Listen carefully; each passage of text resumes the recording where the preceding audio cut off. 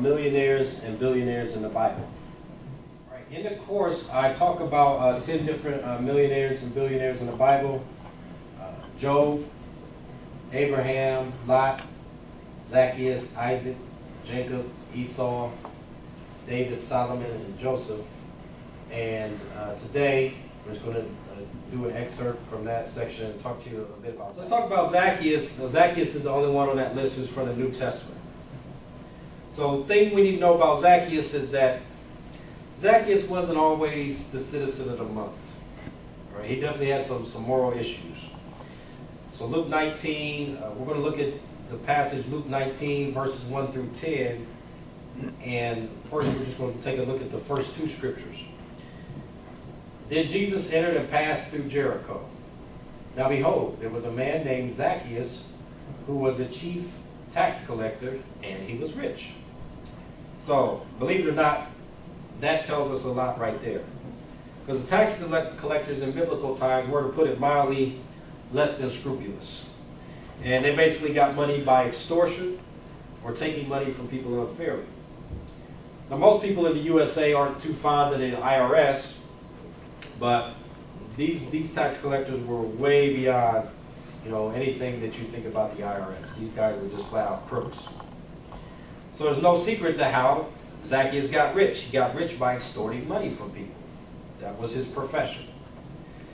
So if he was filling out trying to get another job, and he had to fill out a job application, and well, what are you doing now? Well, I'm an extorter. So that's what he would have put down. So with the kind of money that he was making from extortion, in modern times, he would be considered financially on the level, and socially, he would have the stigma of like a very successful drug dealer.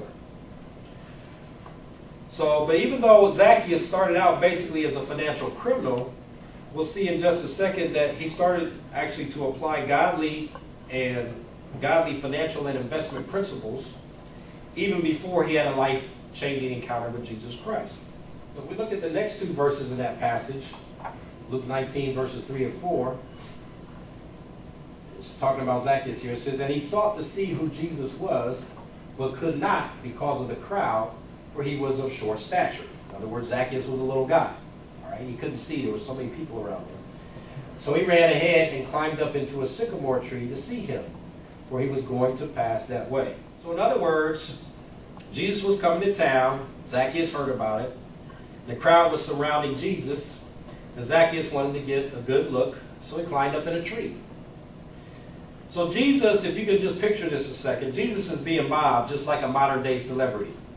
The scene would have been similar to as if Michael Jackson was walking around, because he would be mobbed and thronged by hundreds, if not thousands, of people.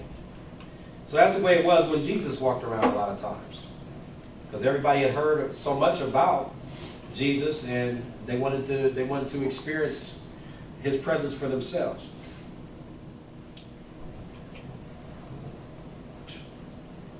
Luke 19 verses 5 through 7.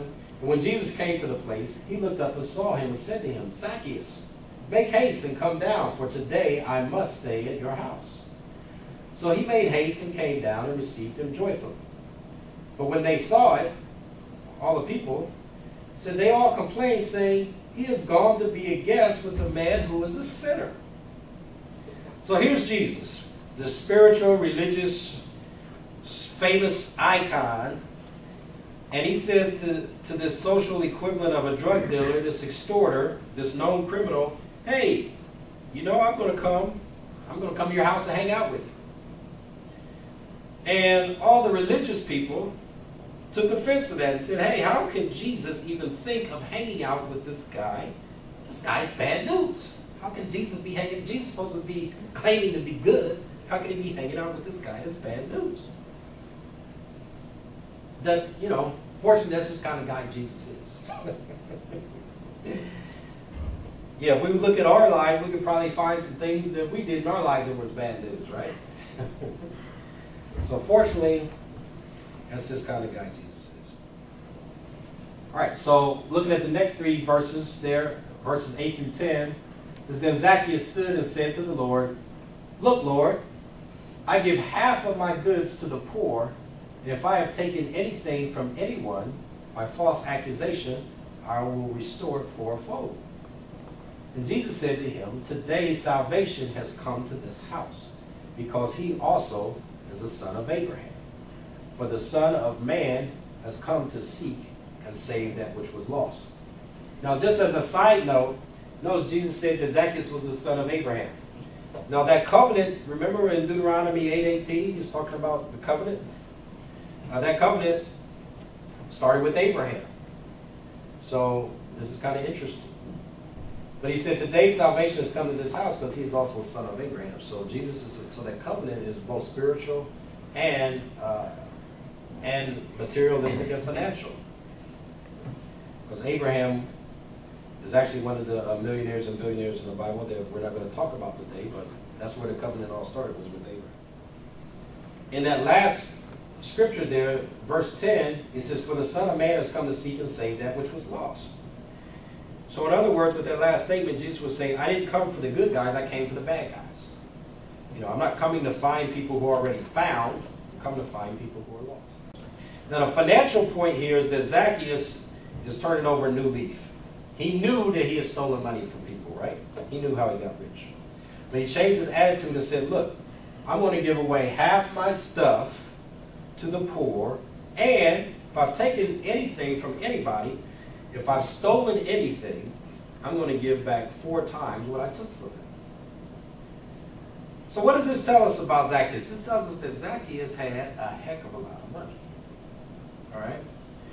Now, if he's going to restore fourfold or pay back 4 times everything that he's stolen, then this means that despite the fact that Zacchaeus was an extorter and a thief, that he was also a smart investor. Because now think about it. If Zacchaeus just stole money from people and didn't invest it, then the only money that he would have would be the money that he stole from people, right? So that means that if he stole money, so if he stole $10,000 from you, all he could give you back was $10,000, right? But if he's a smart investor, he could pay you back $10,000 and a little bit more, right? So now, he was such a good investor that he said, hey, if I took $10,000 from you, I'm going to pay you back $40,000. How's that? That's a good deal, isn't it? 400% return from something that got stolen from him. So the only way Zacchaeus could afford to do that, he would have had to invest the money and make a lot more than 400% on his money. Right? So the financial and investment principles come from the Bible. So even though this guy was, you know, a thief, an extorter, he was still using godly financial principles to invest his money. How ironic is that? And a lot of times Christians become so judgmental, and they look at rich people and say, oh, you know, they're so morally bankrupt and so morally deficient. But the ironic thing is that a lot of times these people that Christians consider morally bankrupt and morally deficient are using godly financial principles to make money, while Christians think it's the religious thing to be broke. Well, I don't want to have more than, I don't want to be too materialistic. I don't want to get too much money. And then consequently, they can't help anybody else. So Zacchaeus is going to, so check this out. So before he pays people back 4 times what he stole from them, first thing he's doing is giving half his stuff away. So we got to ask the question, how much money did this guy really have? First, I want to give away half my stuff. I'm not selling it, right? He's not selling it to raise money. He's giving it away. And then, with the money he's got left, he's going to start paying people back 400% what he stole. So, this is very powerful. This is very powerful. Let's just pray that we can all be as good as investors as Zacchaeus was.